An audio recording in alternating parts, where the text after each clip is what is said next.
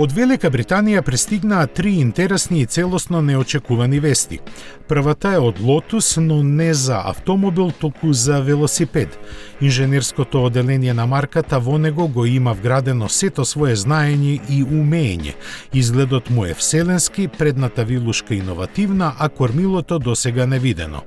Тоа е во функција на аеродинамиката која заедно со малата тежина треба да му го олесни патот на британскиот велосипедски тим до златните олимписки медали. За жал, техничките детали останаа мистерија. Мистериозно беше и појавувањето на комбито Morris JE, со кое славната британска марка ќе се реинкарнира. Изгледот му е верна ретроинтерпретација на моделот од 50-тите години, но технологиите му се сосема модерни.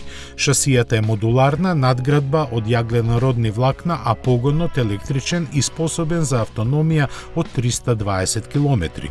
Во карго просторот со зафатнина од 5,5 кубни метри може да носи товар тежок 1 тон.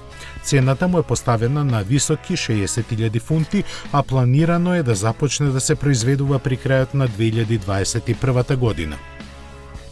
Третата вест ги израдува љубителите на филмската уметност. Специјално за нив Land Rover сподели неколку атрактивни сцени од снимањето на најновиот филм за Джеймс Бонд. Заедно со него во главната улога е незапирливиот Defender, кој беше представен во септември на салонот на автомобилите во Франкфурт. Филмот за тајниот агент под наслов "Нема време за умирање" својата премиера ќе ја има на 2 април идната година.